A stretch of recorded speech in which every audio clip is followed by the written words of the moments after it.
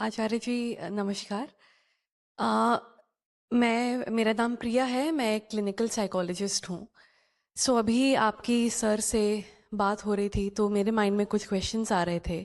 एक मेरी ऑब्जर्वेशन है एज अ प्रैक्टिशनर कि आजकल हमारे अंदर, हमारे युवाओं के अंदर पेशेंस बहुत कम हो गया है, इमोशन रेगुलेशन बहुत कम हो गई है। और ये मेरी ऑब्जर्वेशन है और मैं इस पे आपके विचार जानना चाहूँगी कि आजकल जैसे हर चीज़ हमें बहुत तुरंत मिल जाती है।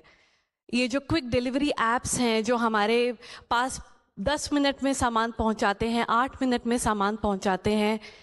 एक तो इससे मुझे लगता है कि पेशेंस और इमोशन रेगुलेशन कम हो रहा है, इम्पल्सिविटी भी बढ़ रही है लोगों की। दूसरा, आप जैसे कह रहे थे कि कहीं ना कहीं हम बहुत पंगु होते जा रहे हैं, जैसे हिलने की इच्छा खत्म हो गई है। नीचे की दुकान से दूध लाने की बजाय हम स्विगी पे ऑर्डर करने लग गए हैं। एक बहुत ज़्यादा आलसी प्रकार का स्वभाव आने लग गया है। उस पे मैं आपके विचार जानना चाहूँगी। देखिए, जितने भी जीवन को बढ़िया बनाने वाले गुण होते हैं ना, वो मूलतः आध्यात्मिक होते हैं। नहीं तो धैर्य कोई क्यों रखे? कामना तो त्वरित पूर्ति चाहती है। कामना तो कहती है जितनी जल्दी पूरी हो जाऊं उतना अच्छा। ये धैर्य कोई क्यों रखेगा? धैर्य कोई तभी रख सकता है जब उसने कोई ऐसा मूल्यवान लक्ष्य बनाया हो जो जल्दी ना मिल रहा हो तो भी देर बर्दाश्त करने लायक हो। कि वो चीज ऐसी है कि आज नहीं मिल रही, कल नहीं मिल रही, हम तो भी उसको चाहेंगे और आगे चलकर वो चीज ऐसी है कि जिंदगी भर भले ही ना मिले फिर भी उसको चाहेंगे। याद है आपसे कहा था एक बार कि पाने भर की बात नहीं है, प्रतीक्षा में भी परमात्मा होता है। क्योंकि अनंत को आप ऐसे हाथ बढ़ा के पा तो लोगे नहीं। पूरी जिंदगी यात्रा कर सकते हो फिर भी कुछ दूरी तो रह जाती है। तो धीरज रखना कोई प्राकृतिक बात नहीं हो सकती। कामना और धीरज एक साथ क्यों चले भाई? कामना विषय की होती है, ये विषय नहीं मिला तो कोई और सही। कोई भी विषय ऐसा तो होता नहीं कि अनूठा बिल्कुल। सब विषयों के विकल्प निकल ही आते हैं ना। तुम नहीं तो तुम सही। तो बहुत धीरज की जरूरत नहीं होती है प्रकृति में। छिपकली ऐसा लगता है कि धैर्य रख करके एक कीड़े का इंतजार कर रही है, मारूं झपट्टा। और वो कीड़ा बस अब छिपकली कूदने ही वाली थी तभी भग गया। तो छिपकली क्या करेगी?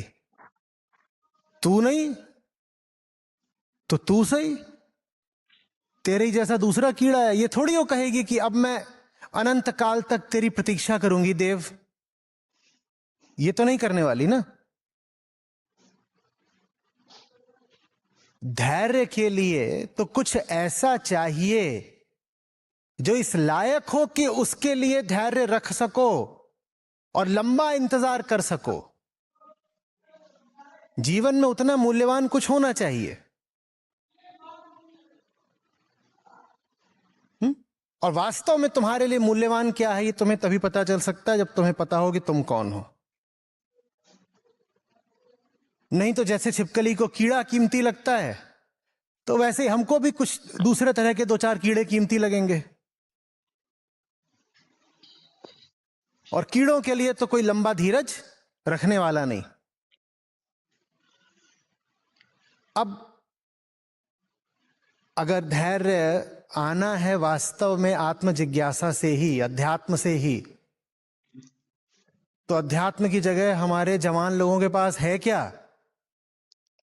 और जो है उनके पास, उससे उनमें पेशेंस, धीरज थोड़ी आ जाएगा। उनके पास क्या है? अध्यात्म की जगह उनके पास या तो उथली, जो अभी कूल हुई जा रही है, ट्रेंडी हुई जा रही है कि आई एम एन एथीस्ट, या तो ये है, या फिर लोक धर्म है। आपको जवान लोगों में ये दोनों ही ट्रेंड देखने को मिलेंगे। या तो आप पाओगे कि उन्होंने अपने व्हाट्सएप प्रोफाइल पर किसी बाबा का लगा रखा होगा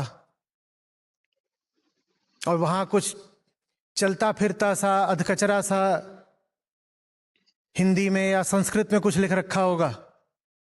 या तो वो बन रहे हैं, उस दिशा जा रहे हैं, या फिर वो कह रहे हैं नहीं नहीं, I don't believe in all this, तो मैं अभी बिल्कुल कुछ और हूं, मैं ऐसा हूं वैसा हूं। तुम और क्या हो ये भी तुम जानते नहीं, लेकिन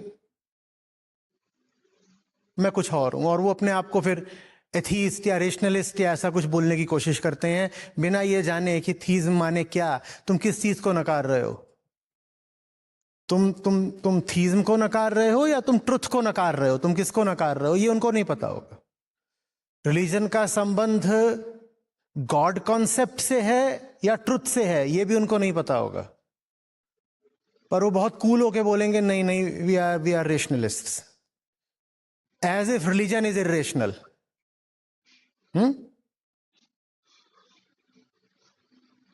और नहीं तो इतना विद्रोह नहीं करना है कि अपने आप को घोषित करें एथीस्ट वगैरह, तो फिर क्या बन जाएंगे कि नहीं, अभी recently I have started finding a great meaning in our ancient culture, और अब मैं अभी मैं पिलग्रिम सर्किट पे जा रही हूं। पहले मैं बहुत ज्यादा डिस्को हॉपिंग वगैरह करती थी, लेकिन मुझे असली शांति तो मिली है। अब ये दोनों ही चीजें अध्यात्म से बहुत दूर की हैं। समझ में आ रही है बात? चाहे वो सो कॉल्ड रेशनल सर्किट हो या फिर बाबाजी सर्किट हो, इन दोनों में ही सच्चाई कहीं तक नहीं है। और जहां सच्चाई नहीं होगी वहां धीरज नहीं आ सकता। बाबाजी सर्किट में भी आप धीरज रखने थोड़ी ही जाते हो, कामना पूर्ति के लिए तो जाते हो। वहां तो जो बातें भी लिखी जाती हैं यही होती हैं कि ये कर लो जल्दी से, तुम्हारी कामना पूरी हो जाएगी। तो बाबाजी सर्किट भी आप में धैर्य का संचार नहीं करने वाला। और जो आप दूसरी चीज बन रहे हो उससे भी आपको जिंदगी में कुछ गहराई नहीं मिलने वाली। तो कुल मिलाकर आप एक उथला जीवन जियोगे, जिसमें ऊपर ऊपर कॉन्फिडेंस जैसा कुछ हो सकता है और नीचे एंजाइटी होगी, इंपेशेंस होगा।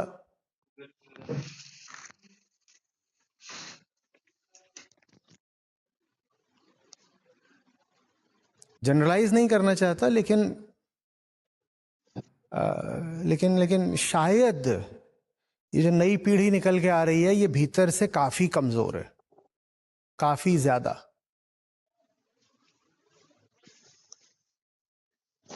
ये इस बात पर डिप्रेशन पर चले जा रहे हैं कि किसी ने बोल दिया तेरे बाल झड़ रहे हैं। हंसने की बात नहीं है, वो सेल्फ हार्म की तरफ चले जा रहे हैं। किसी को कॉलेज में किसी ने बोल दिया कि तुम्हारे बाल गिर रहे हैं, dude your hair line is receding. वापस आकर हफ्ते भर तक सोच रहा है कि अब जीना है कि नहीं जीना है। हंसने की बात नहीं है, सचमुच लोग अपनी जान लिए ले रहे हैं।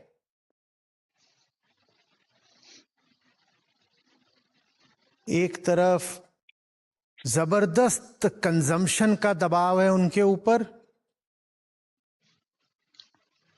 खरीदो खरीदो खरीदो खरीदो, मार्केट मार्केट मार्केट मार्केट, तुम ये खरीदो, तुम्हारे लिए ये नया प्रोडक्ट आया है, तुम्हें ऐसे कूल बनना है, तुम्हें ये करना है। What's in these days?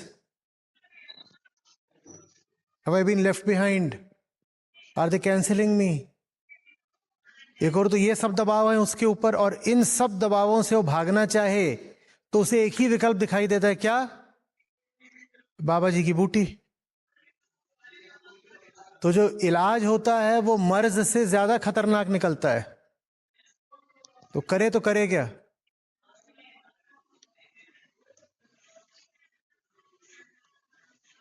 हुँ?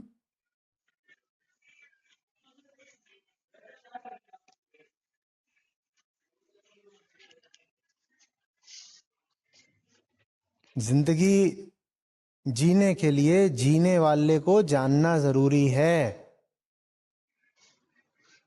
बाकी सब बस गैस का गुब्बारा है बहुत बड़ा, आप उसके भरोसे जी नहीं पाएंगे। वो कभी भी फट, और आप पाओगे कि आपके होश उड़ गए हैं, बदहवास घूम रहे हो और सारे मेंटल डिसऑर्डर्स एकदम खड़े हो गए हैं। गुब्बारों के सहारे नहीं जिया जाता।